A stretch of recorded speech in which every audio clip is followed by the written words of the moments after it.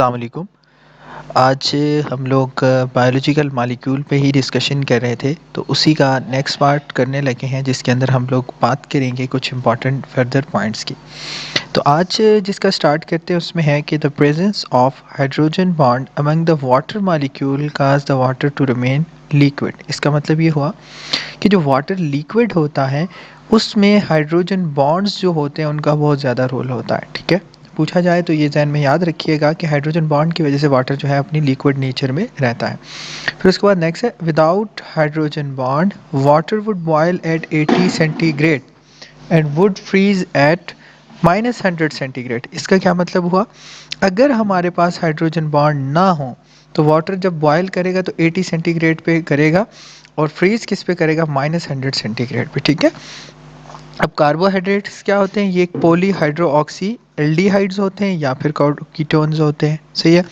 उसके बाद नेक्स्ट बात है कि मोनोसेक्राइड्स क्या होते हैं? एक सिंपलेस्ट कार्बोहाइड्रेट्स होते हैं जो कि फर्दर ब्रेकन डाउन नहीं हो सकते सिंपलर फॉर्म में। ठीक है, सो इसी वजह से इनको क्या कहा जाता है? Unit of carbohydrates. ठीक है, उसके बाद इनके अंदर कितने कार्बन एटम होते हैं? 3 to 7 कार्बन एटम होते हैं। फिर नेक्स्ट अगर हम लोग बात करते हैं कि they are the sweetest carbohydrate, ये जो होते हैं मोनोसेक्राइड स्वीटेस्ट कार्बोहाइड्रेट्स होते हैं।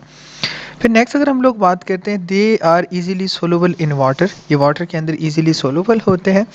फिर नेक्स्ट बात अगर हम करें तो ये है कि ये इनको कॉमनली क्या कहा जाता है? वो हमारे पास शुगर कहा जाता है। ठीक है, मोनोसेक्राइड जिनके अंदर एल्डिहाइड ग्रुप्स होता है उन्हें एल्डोजेस कहा जाता है, जिनमें ग्लूकोज गैलेक्टोज और राइबोज आ जाते हैं, और जिनके अंदर कीटोन होता है उन्हें कीटोजेस कहा जाता है। ठीक है, फिर नेक्स्ट अगर हम लोग बात करें जो हमारे पास ह्यूमन बॉडी होती है वो डाइजेस्ट कर सकती है सिर्फ और सिर्फ हमारे पास कौन सी शुगर? डी शुगर क्या होते हैं? राइट हैंडेड शुगर जिन्हें कहा जाता है। ठीक है, एक sugar in which OH group is attached to the left side of penultimate carbon, उसे हम लोग कहते हैं एल शुगर। अगर ये राइट साइड पे अटैच है तो उसे हम लोग क्या कहते हैं? आपके पास डी शुगर। ठीक है, पेनल्टीमेट जो आपके पास कार्बन होता है उसके वो कौन सा कार्बन होता है? A carbon which is adjacent to the last carbon, यानी लास्ट कार्बन के एडजेसेंट जो होगा। जैसे ग्लूकोज के अंदर कार्बन नंबर 5 जो होता है वो पेनल्टीमेट कार्बन कहलाता है, और राइबोस के अंदर कार्बन नंबर 4 जो होता है वो पेनल्टीमेट कार्बन कहलाता है। ठीक है, उसके बाद अगर हम लोग बात करते हैं ओलिगोसेक्राइड्स कौन से होते हैं? ऐसे कार्बोहाइड्रेट जिनके अंदर 2 से 10 मोनोसेक्राइड हों उन्हें हम लोग क्या कहते हैं? ओलिगोसेक्राइड कहते हैं। अच्छा, डाइसेक्राइड मोस्ट कॉमन है कि एग्जाम्पल है किसकी? ओलिगोसेक्राइड की। ठीक है, उसके बाद अगर हम लोग नेक्स्ट बात करते हैं कि most common disaccharides are sucrose maltose and lactose. Sucrose के अंदर ग्लूकोज और फ्रक्टोज होता है, माल्टोज के अंदर ग्लूकोज एंड ग्लूकोज ही होता है, सब यूनिट्स होते हैं। और अगर हम लोग बात करें लैक्टोज के अंदर लैक्टोज और ग्लैक्टोज मौजूद होता है। ठीक है, फिर हम लोग नेक्स्ट बात करते हैं कि oligosaccharides are less sweet than monosaccharide. ठीक है, लेस सोलुबल देन मोनोसेक्राइड, यानी ओलिगोसेक्राइड जो होते हैं एक तो लेस स्वीटर होते हैं किससे? मोनोसेक्राइड से। इसी तरीके से लेस सोलुबल होते हैं किससे? ये मोनोसेक्राइड से। उसके बाद लैक्टोज के जो मिल्क शुगर है उसके अंदर लैक्टोज पाई जाती है, जबकि माल्टोज जो है वो फ्रूट शुगर है। इसी तरह सुक्रोज जो है वो शुगर केन के अंदर प्रेजेंट होता है। ये 3 पॉइंट बड़े इंपॉर्टेंट है, याद रखिएगा, ये पूछे जाते हैं कि मिल्क शुगर के अंदर अगर हम लोग बात करें तो लैक्टोज है, फ्रूट के अंदर शुगर के अंदर माल्टोज है, इसी तरह शुगर केन के अंदर सुक्रोज पाया जाता है। फिर नेक्स्ट अगर हम लोग बात करते हैं कि पॉलीसेक्राइड्स जो होते हैं वो कार्बोहाइड्रेट्स होते हैं जो कि कंटेन करते हैं 1 to 10 मोनोसेक्राइड यूनिट्स। ठीक है, मोर देन 10, सॉरी, जिनके अंदर 10 से ज़्यादा आपके पास मोनोसेक्राइड्स के यूनिट मौजूद हों उन्हें हम लोग क्या कहते हैं? पॉलीसेक्राइड्स। ठीक है, उसके बाद एक डेफिनेशन में अगर हम लोग बात कर सकते हैं पॉलीसेक्राइड में भी हेटेरोपॉलीसेक्राइड विच कंटेन डिफरेंट मोनोसेक्राइड, यानी ये हेटेरोपॉलीसेक्राइड भी हो सकते हैं जिनके अंदर डिफरेंट किस्म के मोनोसेक्राइड्स हो। ठीक है, या फिर अगर हम लोग कह सकते हैं कि ये इसमें हम लोग बात करते हैं हाइलोरोनिक एसिड है तो वो कंपोज है एन एसिटाइल ग्लूकोजामाइन के और ग्लूकोरोनिक एसिड की। ठीक है, अदर एग्जांपल में अगर हम लोग बात करते हैं हेटेरोपॉलीसेक्राइड्स की, हमारे पास काइटिन आ गई, म्यूरिन आ गई, एगर आ गई, और बाज़ केस में अगर हम लोग बात करें होमोपॉलीसेक्राइड भी होते हैं जिनके अंदर सेम मोनोसेक्राइड की यूनिट होती है, जैसे हमारे पास ग्लाइको जाना चाहती है, यानी हीट्रोपोलीसेकेराइड भी होते हैं और होमोपोलीसेकेराइड्स भी होते हैं। फिर नेक्स्ट अगर हम लोग बात करते हैं वो पॉलीसेकेराइड जो नहीं सॉरी पॉलीसेकेराइड जो होते हैं बेसिकली इनसोल्युबल होते हैं किसके अंदर, वाटर के अंदर। ठीक, ये इतने मीठे नहीं होते, इसी वजह से इन्हें हम लोग नॉन शुगर भी कहते हैं, यानी पॉलीसेकेराइड्स को नॉन शुगर भी कहा जाता है।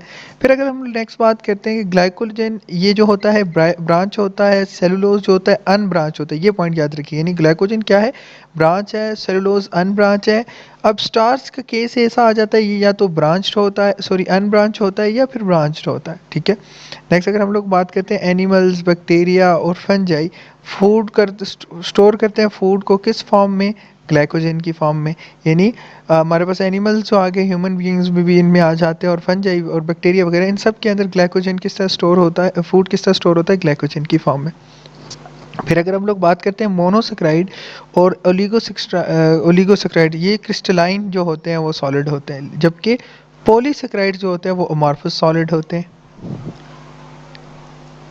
अच्छा, फिर नेक्स्ट इंपॉर्टेंट पॉइंट है कि proteins are the most important biological molecule जिनके अंदर कंपोज होता है कार्बन, हाइड्रोजन, ऑक्सीजन और नाइट्रोजन। बाज़ औक़ात इनके अंदर क्या चीज़ मौजूद होती है, सल्फ़र भी मौजूद होता है जिसमें सिस्टीन अगर हम लोग बात कर सकते हैं, और सिलीनियम भी मौजूद होता है यानी सिलीनोसिस्टीन। ठीक है, अगर हम लोग बात करें it is the most abundant organic molecule present inside the cell. ठीक है जी, तकरीबन 18% जो होता है प्रोटीन जो होता है वो सेल्स के अंदर मौजूद होता है। उसके बाद बिल्डिंग ब्लॉक्स जो होते हैं प्रोटीन्स के उनको हम लोग क्या कहते हैं, अमीनो एसिड्स कहते हैं। फिर अगर उसके बाद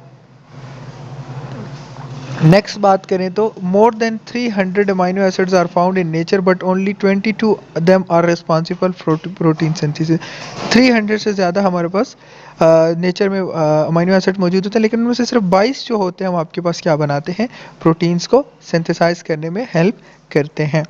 फिर उसके बाद अगर हम लोग नेक्स्ट बात करते हैं, इन 22 में 20 जो होते हैं वो कॉमन होते हैं, दो जो हैं वो सिलीनोसिस्टीन हो गए जैसे, और पायरोलाइजेंस हो गए, ये रेयर अमीनो एसिड्स में आ जाते हैं। यानी 22 में से भी 20 ही जो है वो कॉमन है, जबकि बकाया दो जो हैं वो आपके पास रेयर के अंदर कंसीडर किए जाते हैं।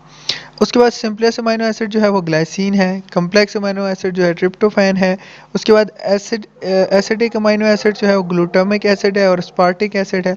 बेसिक अमीनो एसिड्स कौन से आ गए, लाइसिन, आर्जिनिन, हिस्टिडीन। ठीक है, सल्फर जिनके अंदर होता है वो सिस्टीन और मिथियोनिन आ गए।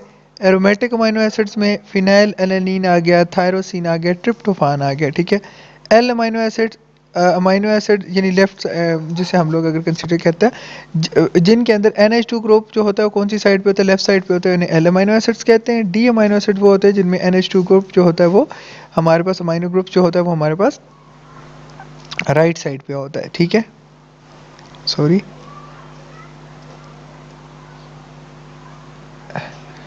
उसके बाद अगर हम लोग बात करते हैं नेक्स्ट पॉइंट की, कि हमारे पास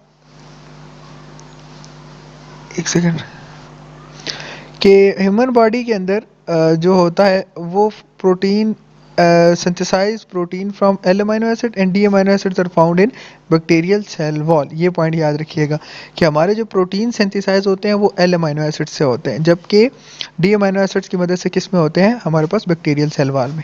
उसके बाद नेक्स्ट है the only amino acid in which the central carbon is symmetric is glycine. वो अमीनो एसिड जिसके अंदर सेंट्रल कार्बन जो सिमेट्रिक होता है वो ग्लाइसिन में आ जाता है।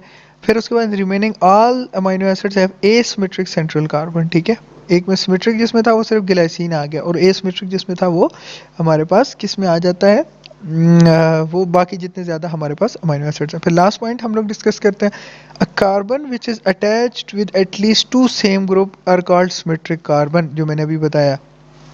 ठीक है, ऐसा कार्बन जो सिर्फ जो 4 डिफरेंट ग्रुप के साथ अटैच हो वो उसे हम लोग एसिमेट्रिक कहते हैं, जो मैंने अभी 2 पॉइंट बताए थे। ये हमारे पास चैप्टर नंबर 2 से रिलेटेड इंतहाई इंपॉर्टेंट जो है वो पॉइंट्स थे। इंशाल्लाह इसके बाद हम लोग नेक्स्ट एंजाइम के बारे में पढ़ेंगे। सो आप काइंडली इस चैनल के साथ जुड़े रहें। बहुत शुक्रिया। अस्सलाम वालेकुम।